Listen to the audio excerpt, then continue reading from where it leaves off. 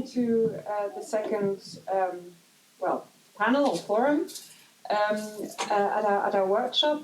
We'll do it just like before with a short introductory note for each of the panelists, and then we will hear inputs from each of them, and then I will open straight away the room for discussion because I think that has worked quite well for us. So to my right is Kai Struve, who is from the University of Halle, the Institute of History there, and he has his main research interests are the history of Poland and Ukraine in the 19th and 20th centuries, on which he has published widely and important monographs and articles, and now he is working on a very interesting research project exploring discourses on Ukrainian nationalism during the Cold War in the East and in the West. Next to him is Fabian Baumann, who for some of you, of course, already know. For those who were also at a symposium, Fabian received his PhD from University of Basel, and after a short period at the University of Vienna and the University of Chicago, he is now just started, so you can actually still congratulate him on this, at the University of Heidelberg as a postdoctoral researcher, and a book based on his dissertation, which tells the history of Ukrainian and Russian nationalism through the lens of a family history, has just been published this year with Cornell University Press. And not with us in the room, but online, we welcome Liliya Berezhnaya, who was Associate Professor at the University of Münster's Religion and Politics Cluster of Excellence, a very successful Cluster of Excellence until 2021, and is now a Senior Research Fellow at the Austrian Academy of Science and a Visiting Professor at the Catholic University of Leiden. She has her MA degree from Moscow State University and a MA and PhD from the Central European University. And she is very much interested in her research in comparative borderland studies, imperial and national discourses in Eastern European history, symbolic geography, and the construction of the other, and Ukrainian and religious and cultural history, on which she has also published widely. And to my left, I have to page is Professor Oksana Mikheieva. She is a visiting researcher at the ZEUS in Berlin, a very important research institute in Berlin. And between 2020 and 2023, she was a DLRD professor, so from the German Academic Exchange Service at the University Bielefeld and Frankfurt. Oder, but she's also a professor of sociology at the Ukrainian Catholic University in Lviv.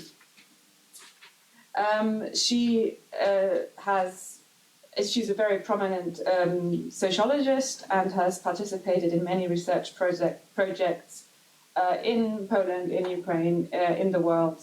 And I am very curious to hear the inputs from all our panelists on lessons to be learned, Ukrainian past and present at German universities, and I suggest we just start in the order of the program with you. Yes, thank you very much for the introduction and the possibility to present here some ideas and thoughts. Yes, the last panel we have discussed problems and approaches of teaching Ukrainian subjects at German universities. My input here on this panel, I would like to open up or broaden somewhat the perspective on this subject. I would like to start with some short remarks on some institutional developments in the study of Eastern European history and also Ukraine's since the 1990s, and then we would like to continue with some questions, remarks that be about which challenges the current war, Russia's war against Ukraine, may raise also for historical studies and for that means also for teaching. Yes, and I will focus here on history, the situation in social, political sciences, and other fields. The Slavic studies certainly is different, but we can, I think, address that also in the discussion. Yes, as it is well known, and we discussed it already, the German perception of Eastern Europe is traditionally very much centered on Russia. And this is not only a German phenomenon, but seems to be here particularly pronounced against the background of the key role Russia has played already since the 18th century and in Prussian and German history, and also against the background of the German-Soviet War as part of the Second World War. And up to the present, with very few exceptions, professorships on Eastern European history in Germany have a Russian or a Soviet focus, but also only a few have a focus on Poland, the Czech history, or also the Baltic countries. And at least when we have a look on the developments since the 1990s, I think Ukraine has not fared so bad in respect to that.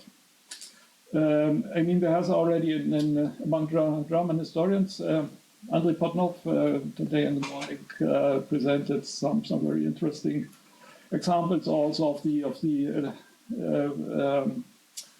publications and research and cooperation with Ukrainian historians and publications on Ukrainian subjects from the earlier periods, but also from the 1990s on. There has been some interest at German universities in Ukrainian history.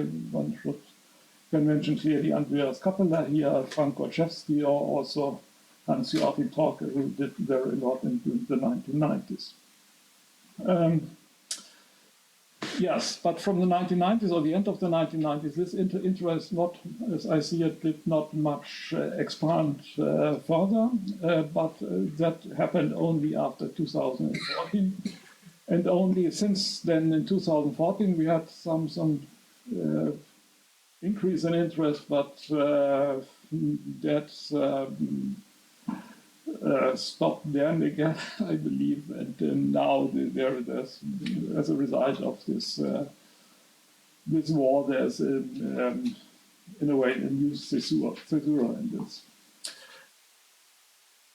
Yes, but what is different when you compare this situation with Poland or Bohemia or the Czech history is that for these regions.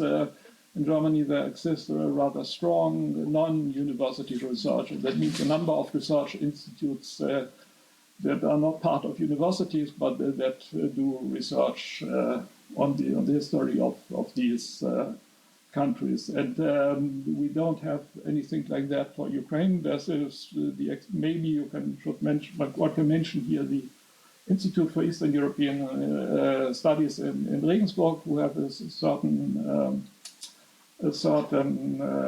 emphasis on Ukrainian topics developed recently, or maybe had that already earlier, but that is, I think, the only thing, the only institution that can be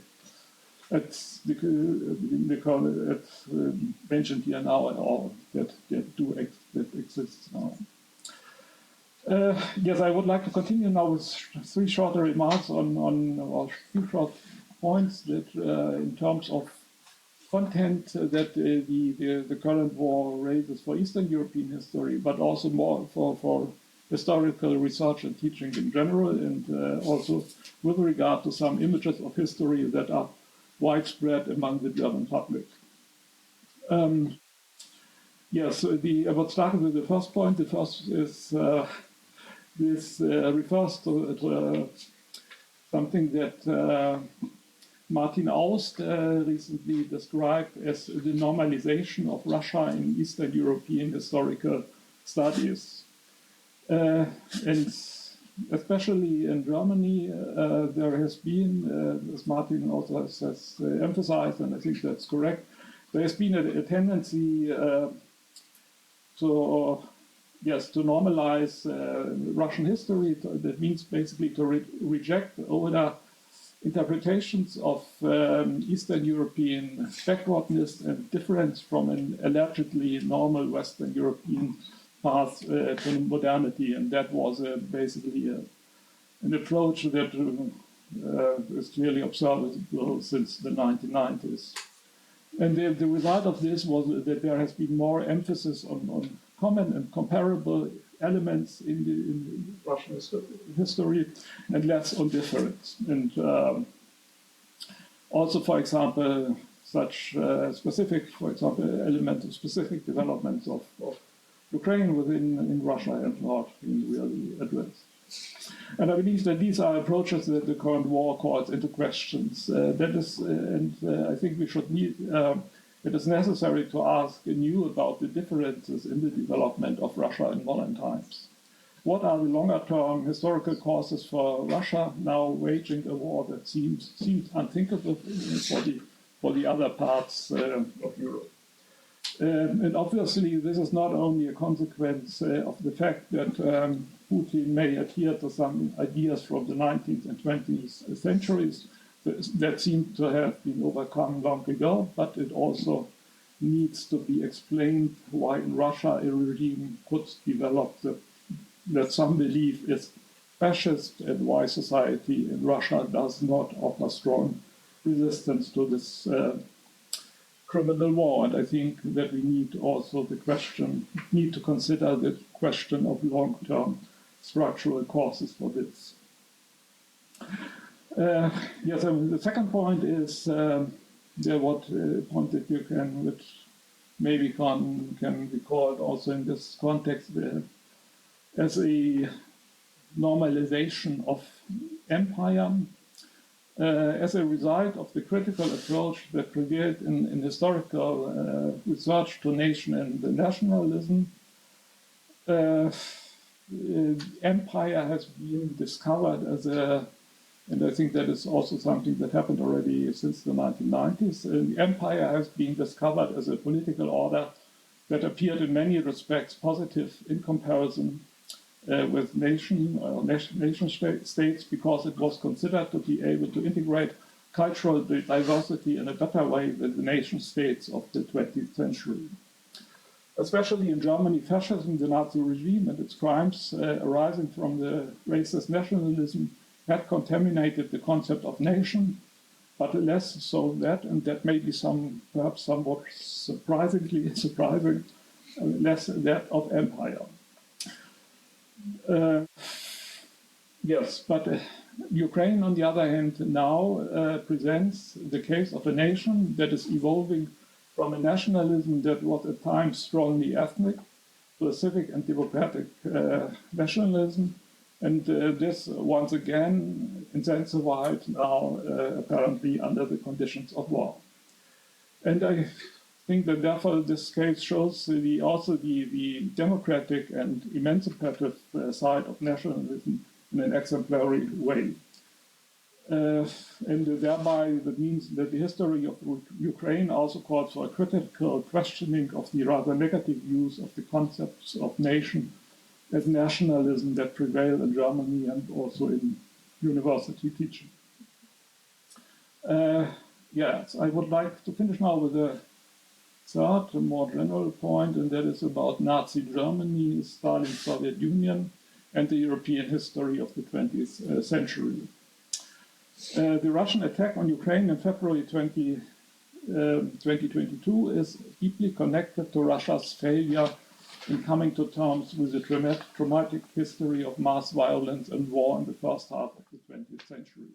This includes not only the Second World War and German occupation, but most importantly, the Soviet mass crimes and the Soviet imperial heritage. I think it can be stated that if a genuine critical examination of the history of the Soviet Union and of the mass crimes of the Stalin era in particular had taken place in Russia, this war would not have been possible. The fact that such a critical debate was not really demanded by the international public, including Germany, contributed to the fact that it could be avoided in Russia. By contrast, in the Baltic states, in Poland, and also in Ukraine, such a critical examination has been demanded very strongly, and this results from different historical experiences and also different views of the 20th century in these East Central European states, including Ukraine. This difference consists of the fact that there were that is the predominant view in the Baltic countries, in Poland, but also in Ukraine, was that there were two major criminal, murderous, genocidal regimes in the 20th century European history, and that is Nazi Germany and the Soviet Union under Stalin. But the Western view is rather that there was only one such a regime that has been in a way the negative emblem of the 20th century, and that is Nazi Germany. And this is also an image of the history of the 20th century that Putin's Russia very much emphasizes, and which in a way justifies also the imperial ambitions with regard to its neighboring countries and with regard also to Ukraine. And I believe that a consequence for this, also for historians in Germany, is basically to give a greater weight in research and teaching also to Soviet mass crimes during the Stalin era, and also to their victims in how we teach the history of the 20th century.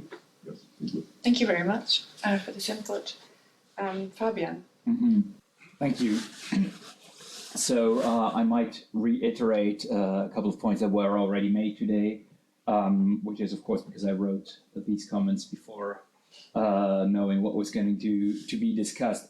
So there has been a lot of critique today of German academia as it is, and it now sort of falls to me as a complete newcomer to academia in Germany to engage in a partial defense of the structures as they exist. Because I personally think that the field of East European history, as it exists with its broad geographical range, is actually quite suitable to integrating Ukrainian topics into teaching, especially. If we look at the United States, their historians of East Central Europe have quite successfully created their own field, which is relatively separated from Russian history nowadays. And in such a situation, actually, where, for instance, different professors teach courses on Russia and on Poland, Ukraine can actually fall into the crack in between, and no one feels responsible for Ukrainian history. But in Germany, Austria, and Switzerland, and here I contradict Andriy Podnyov's perception that most professors are purely Russianists, because this is not the case anymore. And here the field is, if you look at younger research as well, relatively broad geographically, and researchers interact working on, Lithuania and Uzbekistan, working on Slovenia and Kamchatka. And in such a geographical conception, really Ukraine is at the center rather than at the periphery. It's actually a geographical point where researchers working on the very various regions find common ground, where sort of specialists on Poland find Central European features and specialists on Central Asia find, for instance, Soviet features. So in my own experience as a historian of Ukraine, Ukrainian topics are no longer considered exotic or peripheral, and people are not particularly surprised if you want to teach a class in Ukraine. Maybe that is an overly naive view, but this has been my experience. It does not mean, of course, that teaching Ukraine at a German or Swiss university is altogether easy. The problem of lacking preparation has been talked about. Few students, if you teach undergraduates in particular, have any knowledge about Ukrainian history or have any relevant language skills, neither Ukrainian or Russian, not even to speak about Crimean Tatar or Yiddish. And of course, you have the occasional highly motivated student who attends several classes in a row and becomes a specialist. But most students in every class need to be introduced to Ukraine ab ovo. And this takes up a lot of time of each class, and it's kind of frustrating. But we need to keep in mind that this, in my experience, applies for all East European countries, including Russia. It is true that some students may have some more intuitive knowledge about some topics of Russian history, say the revolutions of 1917, or Stalinism, or Perestroika. These are things that are somehow present in popular culture. But on the other hand, these are also topics that make it quite easy to decenter a Russian perspective and to integrate Ukrainian or Baltic or Caucasian elements into the teaching. So I think we just depend on our creativity to do so. So one experiment that I'm going to start next term is to teach an introductory class to the Soviet Union by using only materials on Ukraine, only sources from Ukraine, and secondary studies focusing on Ukraine. So just talk about Soviet urbanization in Kharkiv instead of Moscow, talk about industrialization on the Donbass, rather than in Magnitogorsk, to cite one classical study, and talk about collectivization on the Dnipro rather than the Volga. And of course, there is a certain danger that students may end up not knowing the names of Lenin, Stalin, and Brezhnev, and believe that the leaders of the Soviet Union were Skripnik, Kaganovich, and Sherbytsky, but that's a risk that I'm willing to take in this class. So, of course, right now it is rather easy to argue for the relevance of Ukrainian history, whether we talk to grant committees or to students. But it is also, to me, clear that to remain relevant in the long run, we must keep in mind that most students want to learn about ideas and topics that are broadly applicable rather than about local or regional idiosyncrasies. So we must make the case that Ukrainian history offers indispensable material to understand such vital topics of European history as modernization, nationalism, Soviet communism, totalitarian violence, or even neoliberalism. I'm thinking, for instance, of Andrea Graziosi's insistence that the post-revolutionary fighting in Ukraine was one of the first big peasant uprisings in world history, modern peasant uprisings alongside Mexico. So where he really stresses a global pioneer role of events in Ukraine.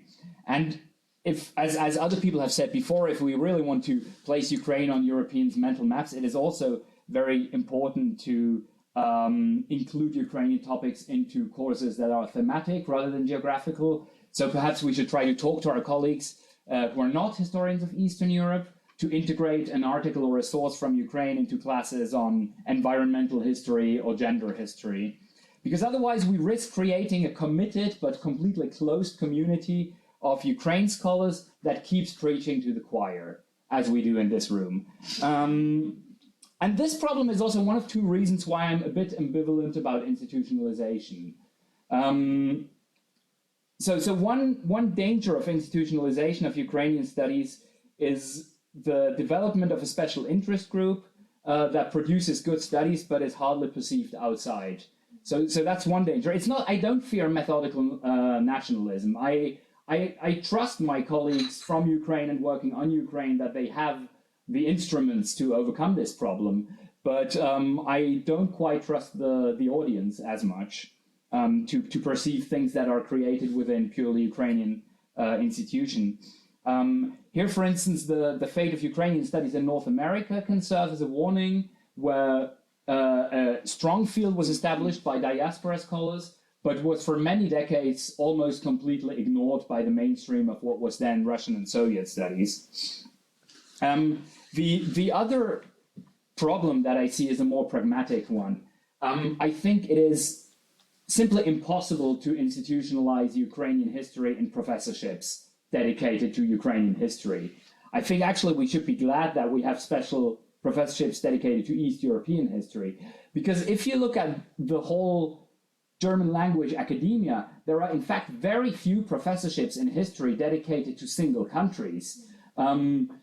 Try searching in the internet for professorships on Spanish history, modern Italian history, Indonesian history. The University of Basel, where I did my PhD, doesn't even have a professorship in Swiss history. So this rule is not going to be broken for Ukraine. Therefore, institutionalization, when it happens, needs to happen in different ways. And here, the establishment of such things as a Center for Polish-Ukrainian Studies may be a possibility. Because, as we've said before, resources are now being made available for temporarily limited projects, but media attention is already starting to shift away from Ukraine. But these institutional structures, when they're there for a couple of years, actually have an effect on students. And for instance, in Basel, where Benjamin Schenk has been having this Ukrainian research in Switzerland project for a couple of years, we now see the effect of our first homegrown historians of Ukraine, sort of students who started out as undergraduates taking classes in Ukrainian language and actually went on to do PhDs in Ukrainian history. But this project too is dependent on regular renewal by the ministry that funds it. And if Ukraine is one day no longer in the newspaper headlines, it might end. So it is, in fact, on balance, important to have an institutionalization of Ukrainian studies, at least at some universities or in some institutes and cooperations. Here, the examples you mentioned of Czech and Polish institutes, such as the Collegium Carolinum, might be an example, but I just don't believe that separate professorships of Ukrainian history are going to happen. Do I have 2 more minutes? 2 more. Okay. I just wanted to say one more thing about teaching resources. We've talked about the problem of sources and translation, and I completely agree with everything that has been said. We do have some good collections. For instance, one collection that I really love is edited by Serhii Bilenki. It's titled Fashioning Modern Ukraine, and it includes the classic texts of the Ukrainian national movement by Mykola Kostomarov, Volodymyr Antonovich, and Mikhail Drahomanov. And these include texts that are actually quite accessible to people without previous knowledge. If you read Kostomarov's 2 Russian nationalities or Antonovich's Confession, I think it's quite easy to teach students what these texts are about. The other thing is that has already been mentioned is producing our own translations via DeepL, using DeepL not as our sort of only source of translation, but as an aid to be quicker. It speeds up your translation speed, even if you know both languages, by 3 or 4 times. And it's really good. It's really good. What's not good yet is OCR, text recognition for Cyrillic alphabets. But DeepL translation allows you to translate a 5-page text within 2 hours. And it would be desirable, as Victoria Sereda said earlier, if perhaps we could find a way to share these samples that we produce for our classes to save each other work. And maybe that could be also part of a project to create a base of sources. Okay, that's all I have to say. Thank you very much. And now, Liliya, would you share your thoughts? Can you hear me? Yes. Yeah, I'm really sorry to come because of health issues. I was with you yesterday and the day before yesterday as well, today, of course. Thanks for inviting me. Я хотіла привітати з святом Покрови. Для кого це свято? I'm just switching right now into English. Just a few minutes, very briefly, what I'm thinking about teaching Ukrainian history in German universities. I myself have experience at least in 4 universities in Germany for several years, so it's not very recent. It's quite a lot that I started to do this. What is my opinion on this? How to teach Ukrainian history in Ukraine itself and abroad has been a constant discussion theme for already, I think, 30 years. Largely, the debates concern school books, but also the question how do academic texts influence teaching history at schools. In this respect, the question, Mark-on Hagen, does Ukraine have a history, is a recurring issue on all levels of producing history in Ukrainian studies. This statement holds true for the curriculum of universities, where historical politics has already become a subject of scholarly study. Prior to the onset of the full-blown Russian war in Ukraine in 1922, the teaching of history in Ukrainian universities was declared a matter of national security, as to quote our noted colleague Yaroslav Hritsak. Of the use and misuse of history resurfaced as a matter of scholarly and everyday discourse. Just I talked about Ukraine. It is less so abroad, including Germany, of course. To my understanding, the inclusion of Ukrainian history into university curricula here is quite a recent phenomenon. Even the surge of interest in Ukraine in 2014 and the publications of expert opinions in public media, I mean here Timothy Snyder and Serhiy Plokhy was there, of course Veronica Verland, and not to forget Andreas Kapela, did not yield in establishing institutions and stable curricula. The lack of expertise and overall neglect had multiple explanations. That was Andrei was addressing today. Till last year, there was no considerable influence of the Ukrainian diaspora on institutionalizing Ukrainian studies in Germany. Just heard about this. Not a single university managed to offer systematic overviews of Ukrainian history, not as a national narrative in entangled form, but still. The relatively recently established Kyra in Kyadrina and the old private Ukrainian Free University in Munich are remarkable exceptions. This is the huge difference between the institutions in Canada and the US. However, some departments and research institutions had already before 2022 a special focus on Ukrainian studies as part of the East European research field. This applies mostly Greifswald, Munich, including Regensburg, of course. Ukrainian studies were somehow squeezed between traditionally strong Russian and Polish studies in East European history. University chairs in this sense, although both Russian and Polish also witnessed decline in recent years. The reasons are very much political as well as historical. This also influenced university curriculum. The year 2022 changed a lot. The wave of Ukrainian refugees and the necessity to explain to the public why Ukraine is not Russia forced numerous chairs to update their course schedules. This brought more awareness of Ukrainian historical subjects, however, did not result in, from my experience, in substantial flood of interested German students. And I think there are various reasons for that. As we already discussed, there is a big problem with language inheritance. Traditionally, the humanities courses are taught in German, which might be an obstacle for Ukrainian students coming to the country now. As I, for many years, started to teach several courses on Ukraine and its neighbors at the University of Passau, including the course, for instance, on Ukrainian iconography, it was not recommended for me to offer it in English, just in German. As far as I know now, the situation has changed, partly because of the participation of the University of Passau in the Erasmus program. Students enrolled there gladly take part in courses taught in English.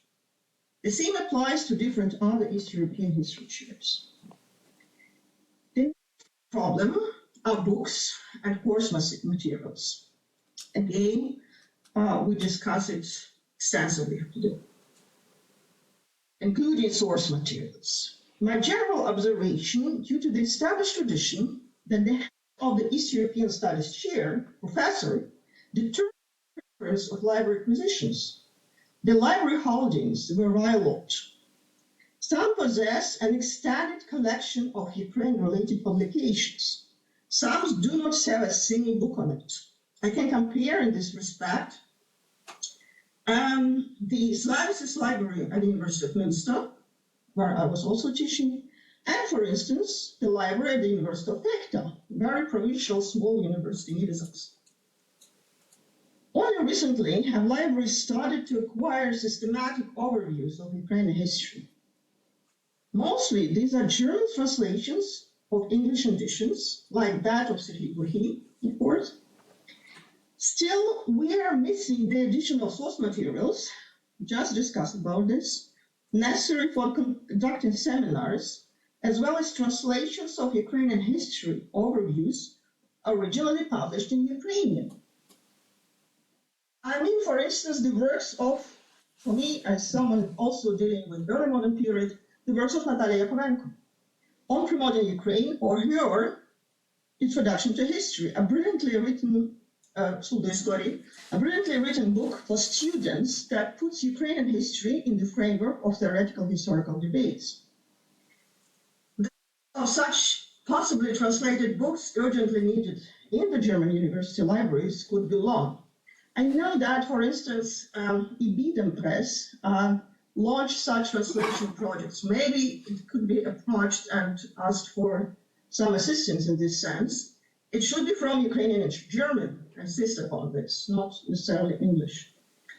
The last, and also I've heard for English source translation is the new initiative and the Cornell University Press for medievalists and early modernists, a new book series on medieval library, also including Messenian texts. So they invite propositions to publish source materials on these issues. The last and the most difficult issue in putting Ukraine into the German university curricula is the thematic scope. A recent debates in our field of decolonizing or de-imperializing Ukrainian studies also touch upon university curriculum. Despite the apparent need in promoting subjectivity of Ukraine and history, its agency, I would opt for applying the method of transnational entangled history, not only for scholarly studies, but also for teaching. My own experience in teaching Ukrainian history within the framework of borderland historical mythology and church history studies are, of course, only particular examples. Still, I'm sure that such an approach allows placing Ukrainian history within the general European context. We all just heard about this several times. Entangled history goes further than comparative history, as it suggests tracing interaction and transfer, not only between immediate neighbors, but also between the entities and institutions far away from the borderline. Particularly fruitful for these purposes is urban and religious history, as well as military history, cartography, art, Jewish studies. And these are, of course, not exclusively, but possible transnational fields in Ukrainian historiography and teaching the curriculum. Last year, I offered in this context also courses at the Central European University in Vienna, in Austria, for 2 semesters, aimed at a very international student community ready to learn about Ukraine and its neighbors, and it was, of course, in English, it's American English. The result were seminars on religion and politics from medieval times to the end of the First World War, as well as on places of memory in multi-confessional East European societies. Ukraine is a paradigmatic example of such entanglements. All this can be part of stable offer also for the students in German universities. And just a couple of words to what Fabian said. So my opinion about institutionalized or not institutionalized. I think we have not only look at the experience in the US and in Canada with chaos, fury, whatsoever, in their open competition, particularly in the US, with Davies Center or other East European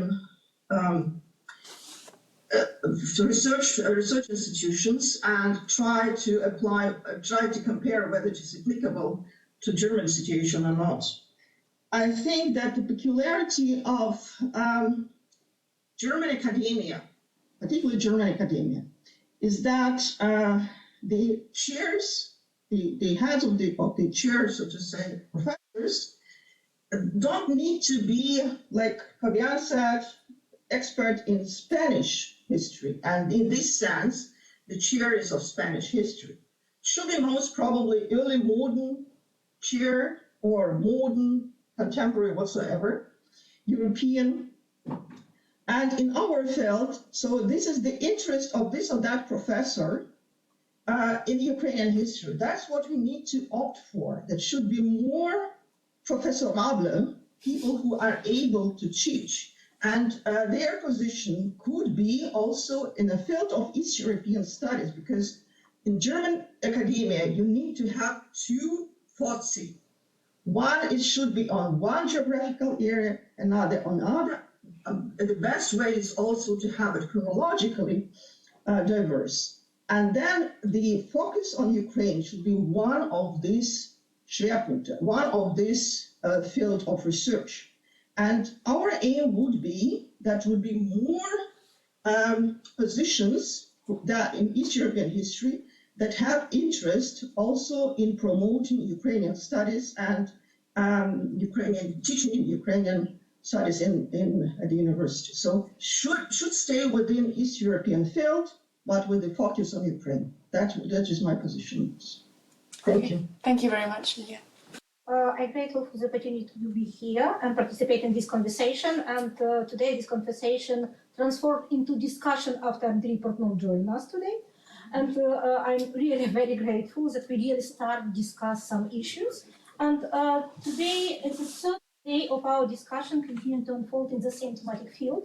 And it's increasingly difficult to avoid repetition, but I will try to find some maybe small new aspects and other dimension of the same topic and on the same problem which we discussed. First of all, like all of us, I think under this issue of institutionalization, and of course I reflect to all our conversation which starts today morning when we talk about the general situation in Germany, and usually when we characterize the situation in general, we often proceed from following statements that Ukraine is poorly represented on the mental map of many European countries, including Germany.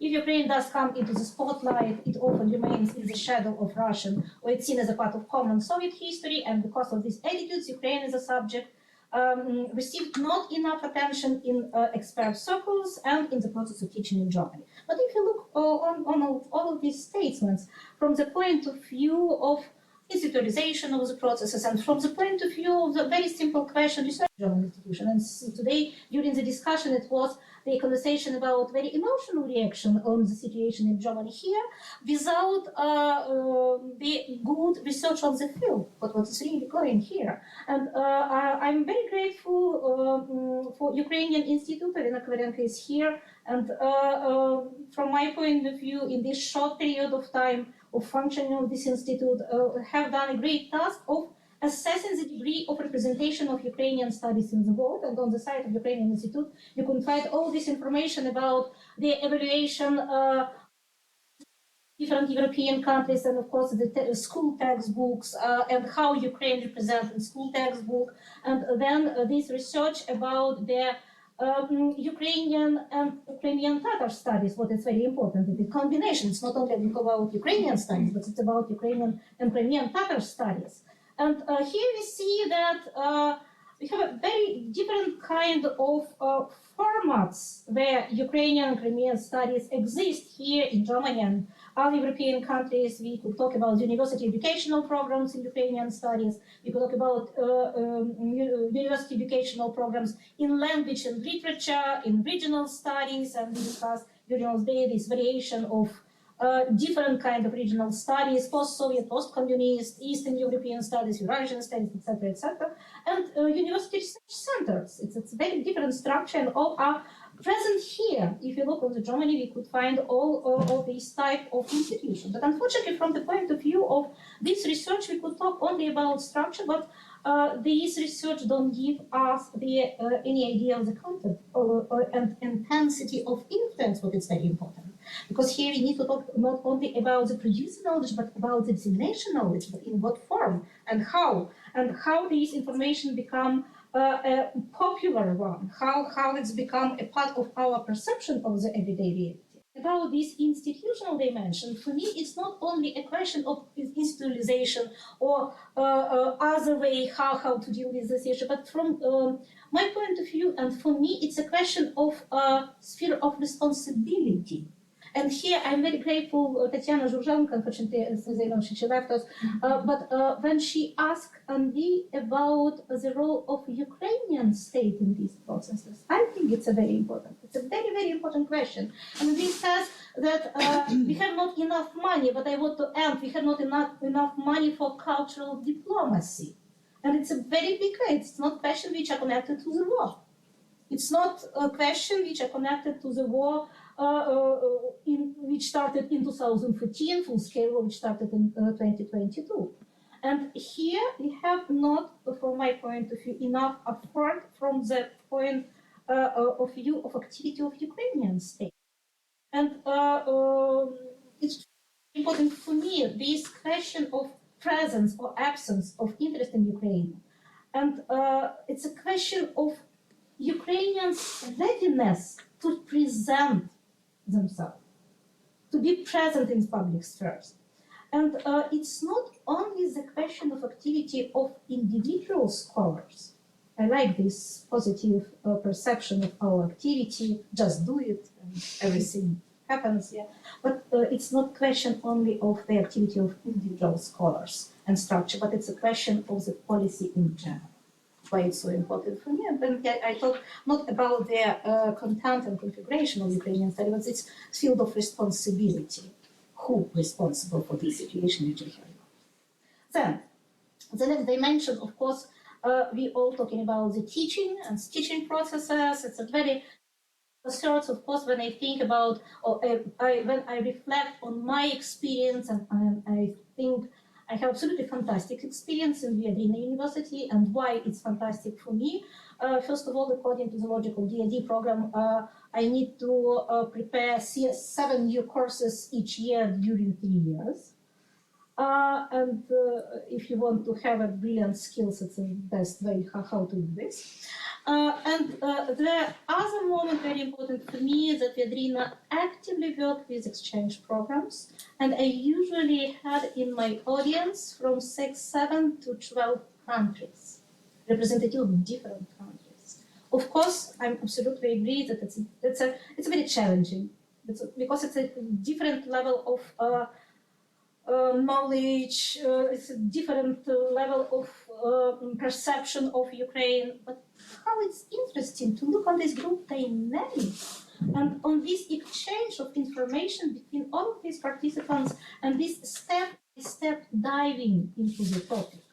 I think it's absolutely fantastic experience, and I usually taught in the courses which are passed to interdisciplinary courses, because I'm historian and sociologist at one time, and why I conduct something in the middle maybe. And I absolutely agree with this idea about the lack of the literature, but what I want to add here, it's not only about text.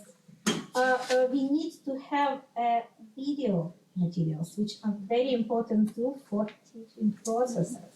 And unfortunately, we have not enough good video material for teaching here. But it's still a question of language, because it's about translation video material too. So it's the same situation.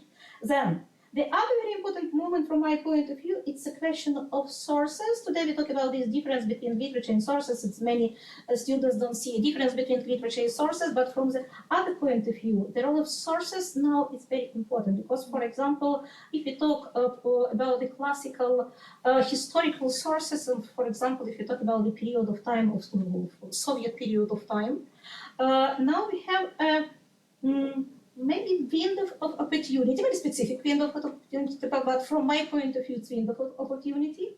What I mean here, when you compare the previous strategies of many researchers, Western researchers, they very often choose the Moscow Central Archive for working with documents about the Soviet period of time. But now we are talking about the authoritarian state, about the falsification of the history, about the limited access to the sources, and absolutely other situation in Ukraine. Of course, full-scale aggression. It's not a very safety situation for working in archive, but many Ukrainian archive now become digital, and many people have an access using different kind of devices, have access to documents. And in this case, this reorientation from the Russian Central Archives to the Ukrainian, in this case, if we talk about in paradigm of Soviet logic, it's a regional archives towards the Moscovian center. In this case, we see absolutely new situation, and for example, I'm ready to give a several example from my students' year. I very well remember from 90s Hierarchy Kornelia, who worked in Donetsk, who was still in Donetsk State University and worked with Donetsk Regional Archive. And then, his book, Freedom and Terror in Donbass, a Ukrainian-Russian borderland, is an absolutely brilliant book which shows how it's possible to work with these contexts, with this time from the point of view of these regional documents from regional archive in this case. It's similar to my own experience, because as a historian, I study criminal nature in the first Soviet decade of Soviet power in Ukraine, and I use the document of law enforcement system.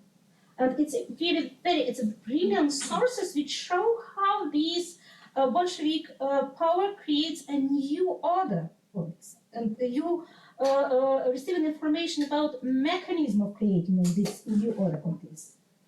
And this reorientation, from my point of view, it's a very good opportunity for Ukraine to be a center of sources for many researchers in the future.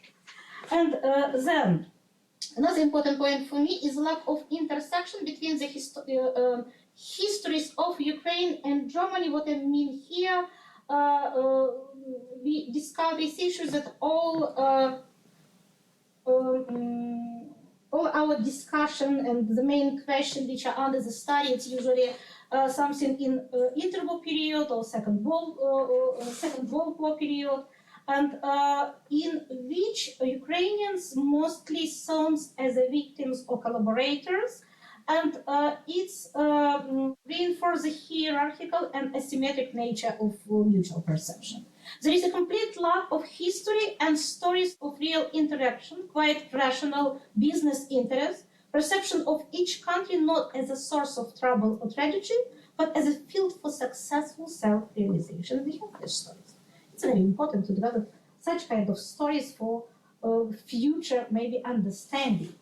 And why these stories are important now in the current situation? Because in the context of the full-scale invasion and forced migration, all Ukrainians, including those who have efforts for self-realization for a long time before, fell into the rank of the war victims and the object of aid, which instantly diminishes the value of their previous achievements. I know this very well on my experience of IDP, my internal experience in Ukraine. It's not only happened when you go abroad, it's happened in your own country. When I moved from Donetsk to Lviv in 2014, my colleague from Ukrainian Catholic University, my lowest university, it's a really brilliant institution in Ukraine, but my colleague in Ukrainian Catholic University, usually when they present me, they say not professors, sociologists, they start that it's our IDPs, which are ready to share her experience of forced relocation. But I don't want to share my personal experience of forced relocation. Because in this case, my personal story become a part of critical discourse. And people start discuss my story like a part of the history. But I'm not ready for this. And I'm not ready for this new hierarchy of my identity. It's a very big question out there. And sharing this idea yesterday, we really see these processes now.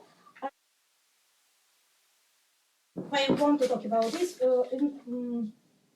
My friend from Kiev, she write a postage day during all of this time of full-scale invasion, and so I know that today is 531st day of the war, and this is significant period of time that forces people and system to make important decision for functioning and survival. It's a natural process of normalization of the situation. It's a long time. It's enough for normalization of the living war, living abroad, etc., etc. According to the policy of the Ukrainian Ministry of Education and Science, on the 1st of September 2023, university professors have to make a choice: either return to Ukraine and work in the classroom or quit their jobs. Of course, everyone made this decision on the individual basis, depending on many factors. Some came back, some quit their jobs. In my segment, I saw a parade of messages from excellent specialists saying that they no longer work in Ukrainian universities. At this stage, it does not speak about their final decision. No one knows the final decision of many Ukrainians in these conditions. And it does not say they return or non-return to Ukraine. Most of us are abroad thanks to the enormous support of various universities, foundations, civil society organizations, and government. However, this assistance is of a temporary nature. The nuances of in German academia are very well known for everyone who are here in the audience. Also, a common rule for migrants, from my migration studies, is the phenomenon of overqualification. In the future, we may well expect the dissolution of Ukrainian intellectuals in everyday life and the reality of survival. Thus, integrated into the Western academy part of Ukrainian intellectuals can potentially be lost for both countries, for Ukraine and for countries of real forced migrants. Maybe you know this great professional sociological anecdote. Unfortunately, about sociologists, we have not so much anecdotes, but it's a brilliant from my point of view. When a solid firm tried to invite one-hand sociologist to do a study. And in response to a surprise question from the polling agency, the customer says, we know you sociologists, then it will start on the one hand, on the other hand. But from this point of view, still, I'm, as a sociologist, have two hands. For me, it's a situation both bad and good. It is a potentially, might be a serious loss, but on the other hand, it's a window of opportunity. But I don't know what will be. Oh, thank you. Thank you very much. Thank you also for reminding us of the situation of many Ukrainian academics and intellectuals, not only since 2022, but also since 2014. I think loads of points were made, very important points. Just going to sum up very few and add one or two thoughts of my own before opening the floor. I think Kai Struve actually pointed out something very important when we talk about Ukrainian history and the kind of history of an imperial gaze onto the history of Ukraine, that we're also talking about German imperialism, and that putting Ukraine on the curriculum and changing perceptions of Ukraine would also include perhaps teaching more on German colonialism, not necessarily only towards Ukraine, but towards East Central Europe in general. And you could also think about maybe comparing forms of colonialism, German colonialism in Africa and within Europe. So because this imperial amnesia, which exists for Africa in a way, also exists for Eastern Europe in Germany. So the own kind of imperial past and the own shared imperial past with Russia is not something that is really very well, has not been, well, it's of course discussed in academic circles, but not necessarily more widely. Then we had on the panel this debate institutionalizing, of course making it more simple than it is, yes or no, this kind of question, and I think that's probably something which is going to stay with us for a while. I also found the point interesting about the non-university institutes, which would often have close ties to university institutes. I just want to add that a lot of these institutes, for example, the Collegium Carolinum in Munich, which does research on Bohemian and the Bohemian lands and Slovakia, it's also it's also a very political creation, because it was created after the expulsion of Germans from the Bohemian lands, and it's the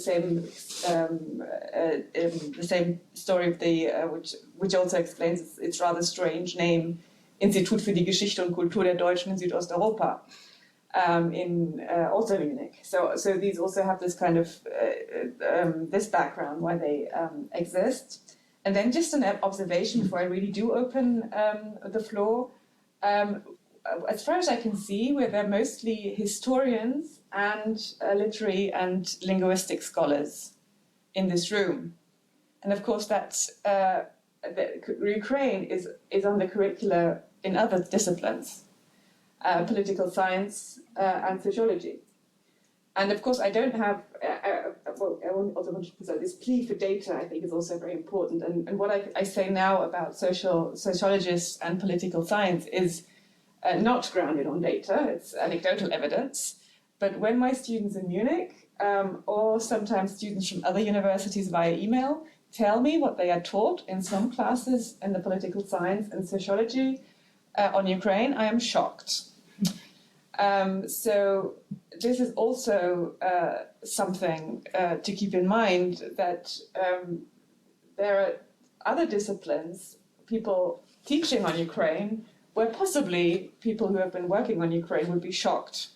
Well, I was shocked for a couple of examples from what they teach in their classes, for example, about the full-scale invasion or these kind of things. I mean, obviously anecdotal evidence, and of course we have Susan Boschach and Frankfurt Oder, but she always says in German sociology, there's virtually nobody except me working on Ukraine. So that's also, I think, something to keep in mind. But now the floor is open for reactions, comments, questions from the audience. Annette? Yeah, thank you so much for everybody for the input, and I wrote many things down from everyone, from you also, from Kai Struve, why the German public or the international community didn't demand kind of reflection of Russia, of Stalinism and the culture of violence, why so few people. So I wanted to add something Fabian said, because I was for 5 years dean, first of research and then the dean of the faculty. So I gathered a lot of information about how universities work. And I think it's not enough to look at the denomination of our professorship we have in Germany. You have also to look on the models of the courses and the Studiengänge. And you talked, and I looked up our study check of the system we have when students can look for Studiengänge. If you put in Russian or Russisch, you have 49 Studiengänge. If you put in Czech, you have still 8. If you put in Polnish, you have 11. If you put in Ukrainian, you have nothing. So we have still a problem, and you can't. And that's my experience. Russian studies and you could say also Russian focus studies tends to love this kind of post-Sowjetisch, post-sozialistisch, Osteuropäisch, because it's like a playfield for your view, and you don't have to say I'm doing only Russian. You have always this kind of thing. But if you then go further on, you see all the ways how Russia is dominating the field, and it's not only a kind of imagination. And that's the thing. My colleague, Prof, he's battling for 10 years or for it. And I think we have to take it serious, because you have to look at, make a kind of, if you are evaluating, for example, an institute, look at the models, look at how much lectures you have, look what the students are taking. And then the field is very different. I know that our colleagues here, and especially in this room, try to do a lot for Ukrainian studies in Ukraine. But it's a small room, you could say. And the structures are much more consistent in Germany than people. So it's very difficult to change them. So it's not. I don't want to do bashing. It's only No. That's what we're here for. That's what we're here for. Yeah. So Fabian, do you want to respond?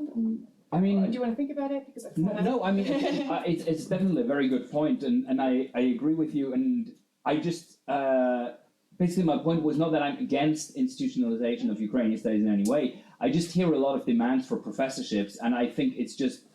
We don't even need to talk about ways of institutionalization that are never going to happen, because they just contradict the entire logic of the academic system. Change the denomination. Change the name of the Studiengang. Yeah. No, I mean it's maybe change for the next round. It's absolutely a good point, and I take it without comment, and will integrate it into my thinking, and I take it. Oksana, you had a direct reaction, and then Very quick reaction, because we discussed this issue with Tim Biker, for example, when he proposed It's also me. Davies. Yeah, because he proposed me to touch a course in Ukrainian language. Of course, it's very easy for me. It's my dream to use Ukrainian for teaching in the audience. But from my point of view, in the current situation, it rather creates the Ukrainian ghetto. Yeah, I know. But it's We're not not solution. prepared. We're not prepared. It's a long process. Yeah. I understand. Mm-hmm. Oksana Pashko is now teaching in Ukrainian. We'll see how many will come. we can collect 3 questions. That was Kornelia, and then Olena. I have rather a comment. That's a fine question and comment. Okay, so first Kornelia.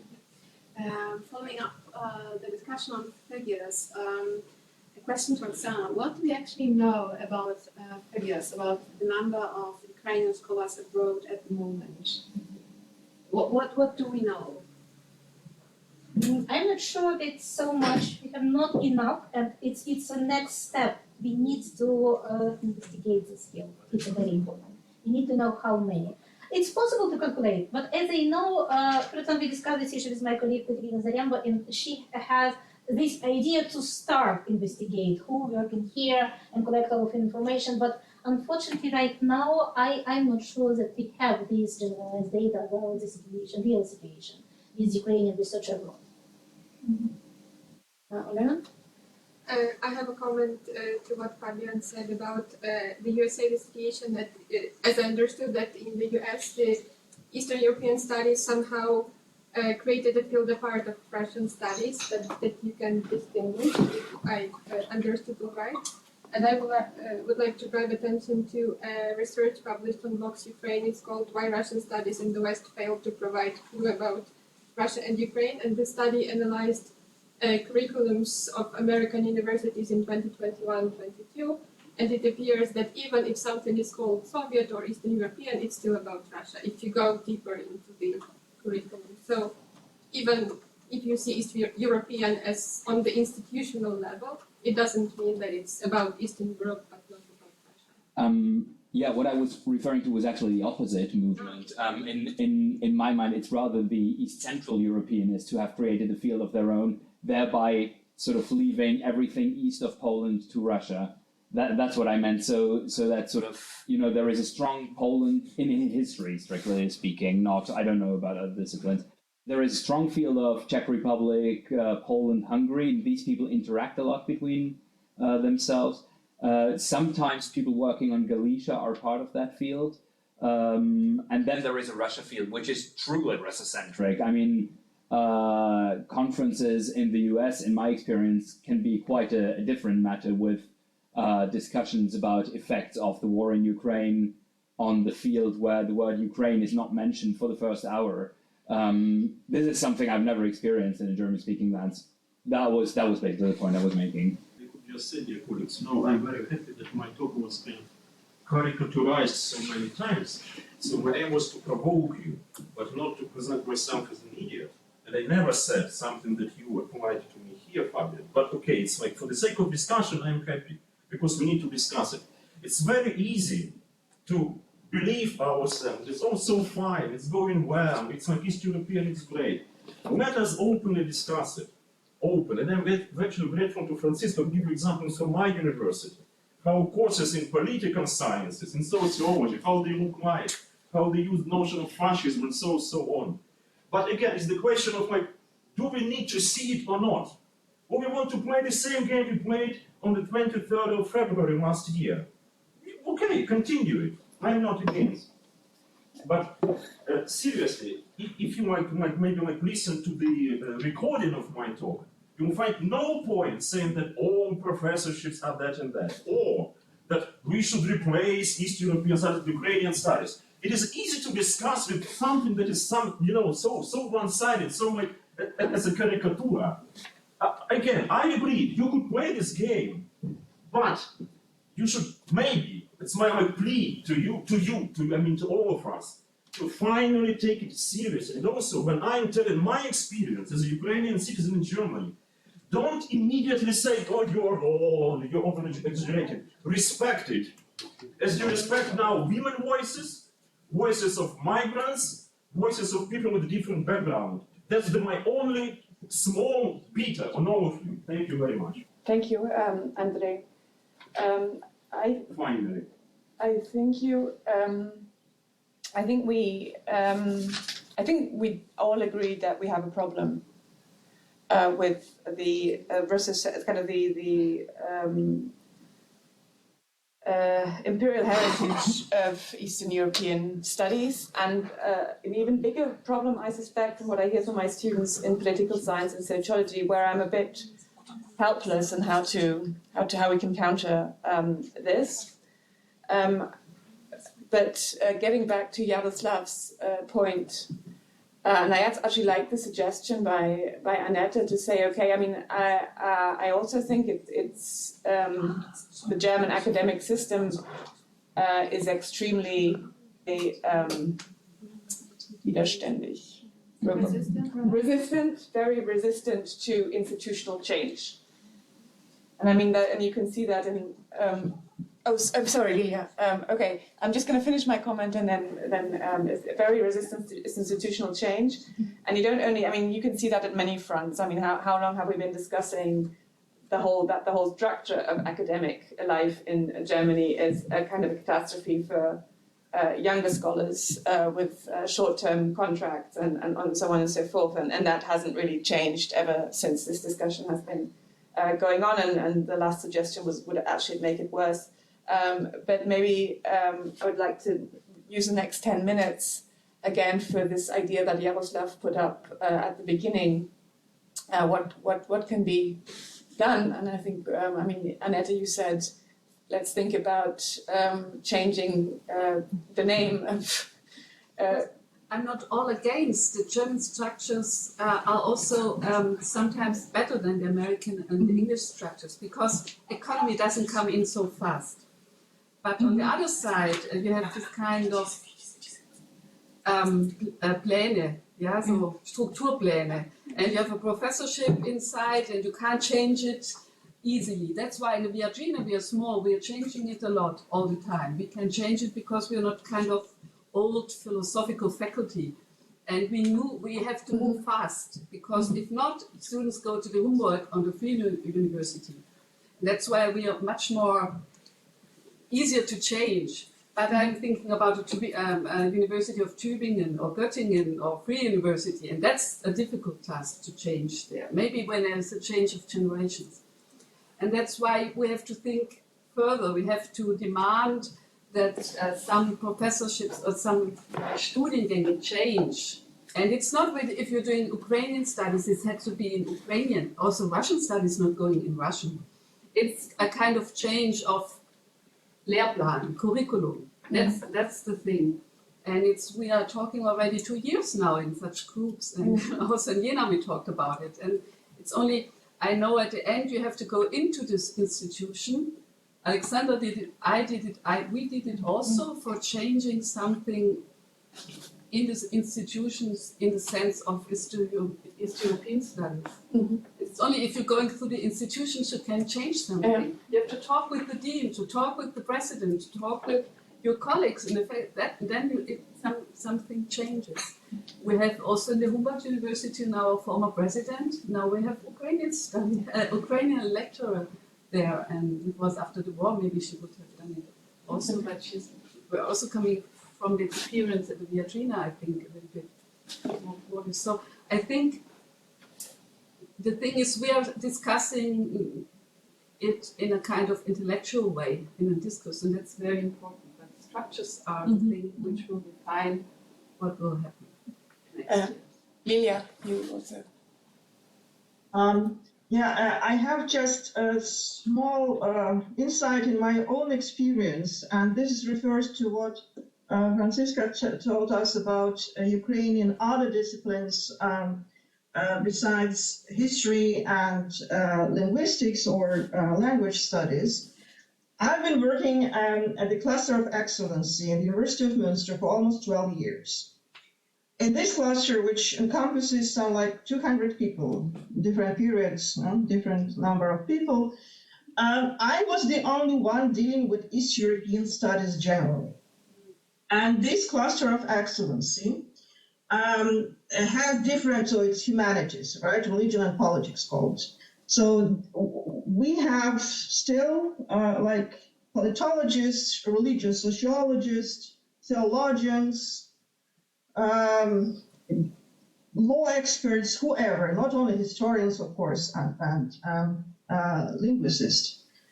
So my experience in this interdisciplinarity, which encompasses both academic studies in German university, in a relatively old university, and teaching. So it's very interconnected. This is what have been just told, that we have to go to deans and so on and so forth, change denomination, change tracks and whatsoever. But you have to present and tell, and this is the whole East European studies to much extent, in this huge German humanities field, to present we are important. To say you cannot write about religion and politics, you cannot write about modernization without taking into consideration whatever is European, particularly Ukraine, because, and you have to explain why. Because it's paradigmatic or whatsoever, for ambiguity, for borderland, or for nationalism, for whatsoever, you tell it. And then, if people know about this in middle large university, they will invite you in different projects, academic projects, but also invite you to provide teaching because they don't know about this. And they're sometimes ashamed about this lack of knowledge about this, about our field of expertise. So my experience, go to people, tell them, look, Ukraine is paradigmatic for this and that, interesting for this and that. Let's do something together on an academic level. Let's launch a course. This was mine as well. Let's start teaching together. I did, for instance, with Thomas Grossbölting, I did a course on political religions. My part was East European, also with Ukrainian the focus, not only. His was West European. We had pro-seminar, so we had a lot of students. And this is how it works, at least at the beginning. If we offer it just on the Ukrainian level, or let's say Hungarian, whatsoever, there will be no students coming. That's what was just told. And only in this initiative, this agency, as Benjamin said today morning, we can start launching interest at the will. We have to roll this wheel in this way. So these were my 12 years at German University. Yes. And I think that's a big Can you come a bit more to the front? between Ukrainian educational system and the German educational system.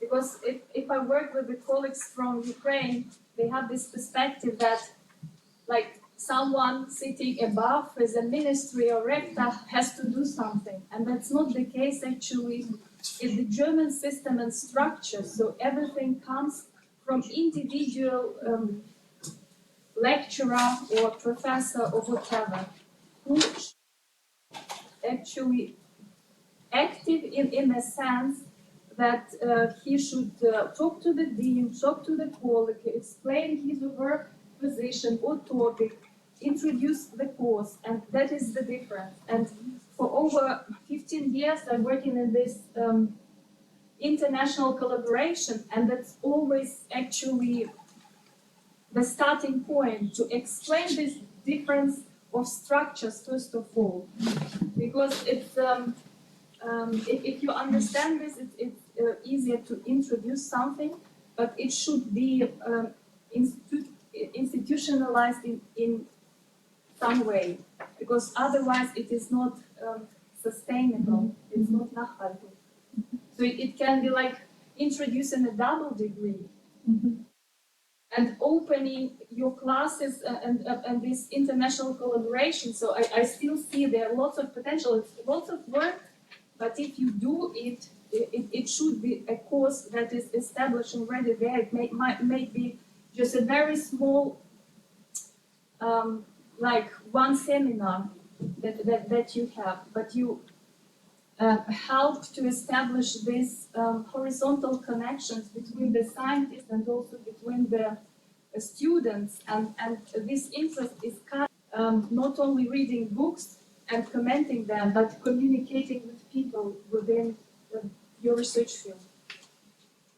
Yes, thank you. Thank you very much. Thank you also, Liliya, for Franziska, may I just add just one sentence more? My own experience at Central European University last year, this was with what Vika Sirida told, there is this open, invisible university. It wasn't part of this invisible university, what I'm talking about right now. What I did, I offered some of my courses in hybrid format and open it for Ukrainian students in Ukraine in English, on the basis that they wouldn't get a grade, they wouldn't get any note or whatsoever, but they would get some certificate that they attended several courses at the American University and Central European University. And just the problem was, of course, of nostrification whatsoever, but it was a possibility, and some used that possibility, including PhD students in Ukraine. So it's a hybrid format. It's a crazy thing for a professor, how to teach it, because you need capacities for that whatsoever. It's very demanding, but this was the possibility to bring a dialogue between English-speaking Ukrainian students and my hugely international student community at Central European University in a dialogue within my course. This would be also an option. So my suggestion. Yes, thank you. And now we are actually back on schedule. Thank you to the panelists.